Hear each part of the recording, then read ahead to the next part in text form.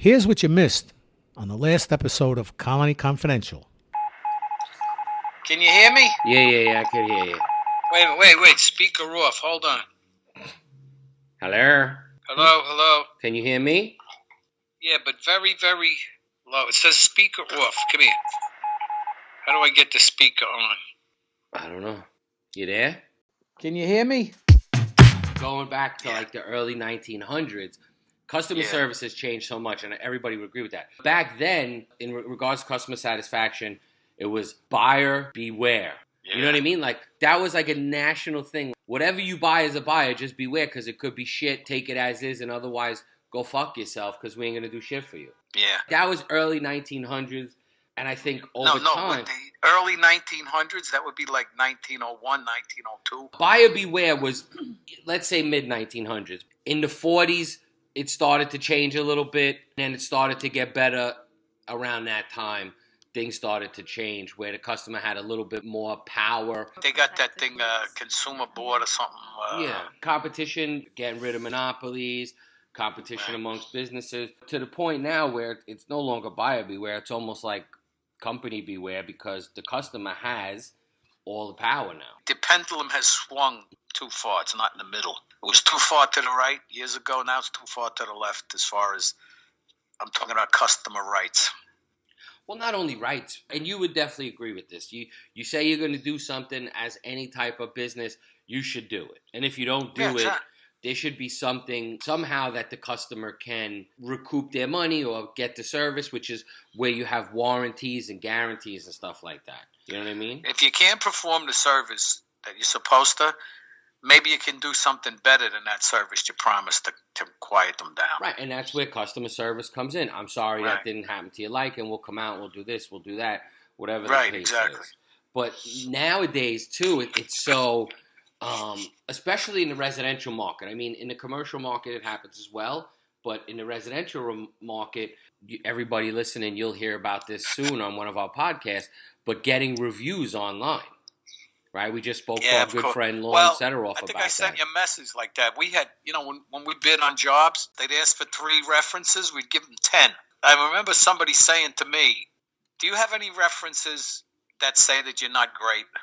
As if I did, would I put them for you to call? I said, no, actually, I don't. Your reference now are online. I get it. A lot more people could see. But when we were bidding on a job, we had letters from people we did business with saying that we were really good and blah, blah, blah. You're coming strictly from a commercial pest control, and you're also coming from a time where the internet was not what it is now. If you're doing any type of RFP or bid work, they're mandating that you're giving not only references, but references of similar sized jobs. It's way more in-depth than it used to be, because I did bid work with you back in the 90s, and now it's completely different. Those letters and stuff, they don't even ask for that anymore. They want the person's name, their title, and their phone number and email, and then they're going to call them and ask them about your company. We gave them what the person said. We gave them their phone number. We didn't give them an email. We gave them the person's name and the person to call that they could verify what we were saying. Yes. So what I'm saying, this is the disconnect from commercial, since you were so heavily commercial. Now, you and I and every consumer in the world has the ability to just go on the internet and post a review in multiple areas of any company that we've ever done business with, to the point where you could go on Google right now and you just had some work done at your house, and you could give that company a review, whatever you want it to be, 1 star, 2 star, 3 star, up to 5 stars, and then write a little comment. Johnny went above and beyond. I asked him to do this, and he did it, and he wrapped it up really nice and threw it out. Or I asked Johnny to do this, and he said, that's not my job. That's why I give this place a 1 star. Problem with this new system, you could have 1,001 great reviews and have one person, for whatever reason, writes a shitty review, and you could get screwed. The idea behind that is that the customer searching for you or your type of service is not that stupid, where there's 1,000 really good reviews and 1 bad review. So this is a whole nother part of your business, especially if you're in residential, because you get most reviews like this in residential. You have to manage it, and you as a business owner can respond to every review. And you should respond. That's another job. It is another job, and there's actually businesses created that will do all of this for you to a certain extent, that will respond to your reviews, or at the very least filter them out and send them to you and ask you how you want to respond. And then the job of the owner is responding professionally and very customer service oriented. Like, I'm very sorry you had this experience. This is not typical. I wish you would have called us. I'm glad that you left this review. Please give us the opportunity to correct it, and we're going to come out and do this, this, and that. And I hope once we do that, you will be able to correct this review or something along those lines. Now, being that I'm not from the residential market and we don't have reviews, Colony has 3 reviews. You know what I mean? 2 are very good. 1 is bad, and the one that's bad could be a ghost review.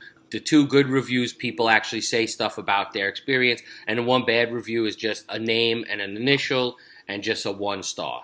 So did you answer him back and say, what's the problem? No, because I never started looking for reviews until now, and this review is from like 2009. So I left it alone, right? We're in the process of changing how we handle and deal with all that anyway, which is how we got Lorne on the show. That 1 review, it could be a competition.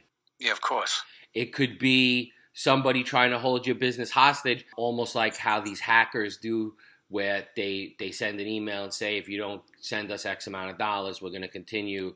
We're going to hold your business hostage or your computer stuff hostage. Use any search engine. It'll show you there's all types of stuff that pops up, like 10 ways to react to fake reviews, or how to stop your competition from leaving bad reviews. I Googled it a couple of different ways, and there's so many articles that come up because it's apparently a thing. Are we averse to somebody being unsatisfied? No, of course not, but we'd like the opportunity to correct that. So I'll give you a good and a bad customer service story. We had somebody use our canine service. We had her sign a contract. She wanted to use a credit card. She signed the credit card stuff. She, a month later, called and was very upset because another company had come in that day and they found 1 bed bug and they're going to do a treatment. I got on the phone as the owner because she was irate and my staff couldn't, she just wanted her money back, right? Before I even spoke to her about the contract, I said, I'm really sorry to hear this. And I asked some questions. Did they show you a live bug? Did they show you staining? Did they show you, just asking more questions. And all of her answers were like, I don't know. And typical. So I was doing everything I could to make her happy, and I was explaining to her, like, look, it's a month later, they found 1 bug, and it got to the point where she was like, I don't care, I just want my money back. And I was like, look, we could come and we could do the service, I'll give you a discount, let me send the dog back now for free, like really trying to make her happy.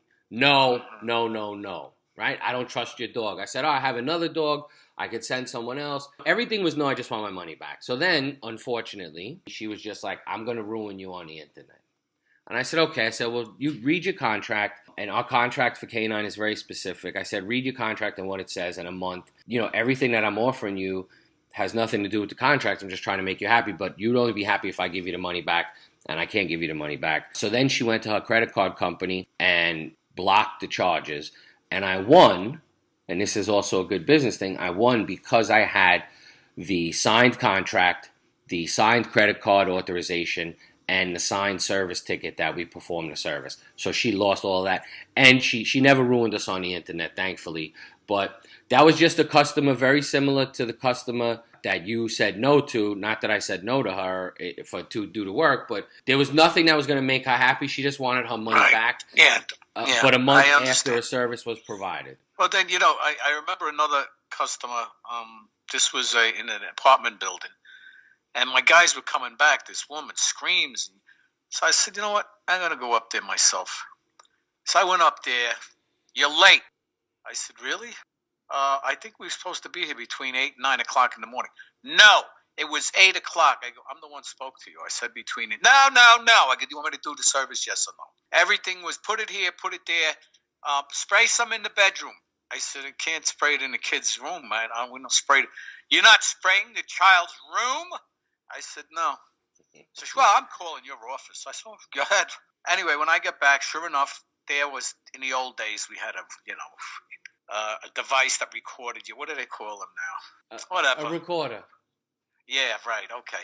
So there she is, that the guy sprayed in my child's bedroom, and my child is only 6 months old, and I'm going to sue you. So I call up, and she's telling me all of this. I says, madam, in fact, I'm the one that was there. I'm the owner. you're such a troublesome person that my men don't want to do you anymore. Remember I told you? She goes, no, I don't remember that. I said, fine. You put your complaint in. I'm going to send a team up there, and we will swab their child's room. I know what chemical I was using. It's recorded already. I said, you're not going to find that chemical in your child's room. So she started cursing and slammed the phone down. And I had gone into this particular real estate office. It turns out she works there. So we're looking at each other, and one of her colleagues goes, you really have to understand something. I go, what's that? She just is going through a divorce. I said, whoa, I'm sorry for that, but I'm not going to take her abuse, and neither is any of my men. And not only that, she's threatening to get a lawsuit on us for something we never did. I said, no, I have no sympathy for her. Then they canceled the building on us. But anyway, it was better to lose the building than to deal with this. This woman was like a time bomb. So I have good news, completely off topic. Go ahead. What is it? We hired a service manager. Oh, who is it? Do I know them? No. Okay. This may tie to customer service, right? So he comes in yesterday. Chris introduces him to me. Chris swears he said, oh, this is Joe, the owner, which he probably did because he always does. The guy just probably didn't hear him, right? So whatever. Everybody's talking. He goes downstairs. He's getting the company ID made. And he's like asking Jazzy questions, right? Mm-hmm. Who's this? Who's that? Oh, the guy upstairs, he's just a regular technician talking about me, right? Yeah. I was dressed in uniform. I had a hat on, normal day. And, That's cool. She was like, who are you talking about? She was like, the guy upstairs. He was like, the guy upstairs with the beard. And he was like, yeah. And Jazzy was like, that's the owner. And he was like, oh, shit. So he just came up. But it was a good first meeting because his first impression now of me, and he even said, he came upstairs. He said, yo, I really have to apologize. I didn't know you were the owner. I just thought you were, he didn't say what he thought. He didn't say he thought I was a technician. Jazzy told me that later. But he was like, this is great. I'm even more excited to be working here. Chris is the operations manager. He's ready to get his hands dirty. And being what happened with the last service manager, not what happened, but the timing and to a certain The outcome. Yeah, me and Chris have decided that it's for the first 2 weeks minimum, it's only going to be me or Chris with the service manager. Okay. And then we're going to maybe let him do some ride-alongs and stuff. Whereas the last time we started the service manager off doing ride-alongs like the first 2 weeks, every day with a different tech. Yeah. That was my good off the top. You learn from your mistakes, and that was a good thing. I always agree with that. You always like to work for a guy that doesn't mind doing what you do, getting dirty, stuff like that. So, and also it's another thing. I'm not going to ask you to do anything I haven't done, can't do, or will do. He said that verbatim, or he's like, it's good to know, it's good to see like the operations manager and the owner that are willing to do what we do every day. You know something? Did you listen to one of the most recent podcasts? I've been getting texts all day quoting what I said to you. It was great. What was it? Because I said I'm going to build a wall around your fucking house. Also, Yeah. I must have said at one point, on a scale of 1 to 10 of jerk-off Republicans, you're an 11. Yeah. This is like the 8th text I've gotten today. What does it say? Build a wall? No, it says build a wall. No, I just told you what it says. Oh, okay. So anyway, the service manager is another level of management for multiple reasons, but to make sure that the customer service also is better. While he's going to be managing the guys, obviously, to be technically sound and that they're doing everything right, a part of doing everything right is customer service. We're also going to do, I think I spoke about surveys to get that net promoter score, and we're doing it internally as well as with customers. Yeah. I've spoken to some people on how to really get it done with the customers quickly, because we did have issues in the commercial sector where people wouldn't respond to emails. We're going to talk about this with Law and More, but the two-step review through our friend Jeremy, it's called twostep.reviews.com. I'm hoping to figure out a way to use that to come up with a net promoter score from our customers as well as from my techs. Customer service is one piece to your business, right? As a business, you need to be firing on all cylinders and constantly pushing forward, or as you would say, onward and upward, right? Right. So everything, your product, or in our case, your service, which is the product you're selling, needs to be top-notch. than all the other stuff. Like I was saying before, how accessible are you? If I'm calling you at 8 o'clock at night, are you answering the phone or is someone answering the phone? You need to be accessible to your target market. Now, in the commercial sector, depending on part of commercial, you could almost have banker's hours in certain commercial sectors, right? 9 to 5. In other parts of commercial, it's the night shift because they don't want anyone in there. You have to get in there between 8 at night and 6 in the morning. So these are all your business model, I guess, but you need to be accessible. You need to be available. One of the 7 things was agreeability. In this article, they say, do your best to never say no and try to take a breath and regroup and say, let me see what I can do, and then figure out a way around the issue or be creative and show the customer that you're doing everything possible to accommodate them. You know what I mean? It also does say in the article, there's this very simple filter. Is it illegal, immoral, or unethical? And if it's not, say yes. Okay, well, one thing I could tell you that I notice sometimes is left out with everybody's knowledge and this, that, and the other thing. A thing that has opened a lot of doors for me, a smile. Just a simple smile. And you'd be surprised how that can diffuse a situation or make a customer happy. Listen, 110%. And I don't know if you remember when Chris and I spoke at Eastern Conference in 2018. Yeah. But my very first slide was a picture of Cadence, my daughter, with her huge, big, bright smile saying, smile, this is the first thing in customer service. Mr. and Mrs. America and all the ships at sea, this is Ed Sheehan from Colony Confidential. We'd love to hear your stories. We've heard so many of them. We've given you some of ours. As we talk, we learn more and we become better educated. It's a shame that our politicians don't do the same thing, but they're stupid and we're not. We try to take care of our people. They don't give a crap about anything but themselves. On that happy note, why don't you tell us some of your stories, share some stories with us. So until next time, this is Ed Sheehan saying, God bless you. And don't forget to subscribe and review. Send us anything you want us to know about at colonyconfidential@gmail.com.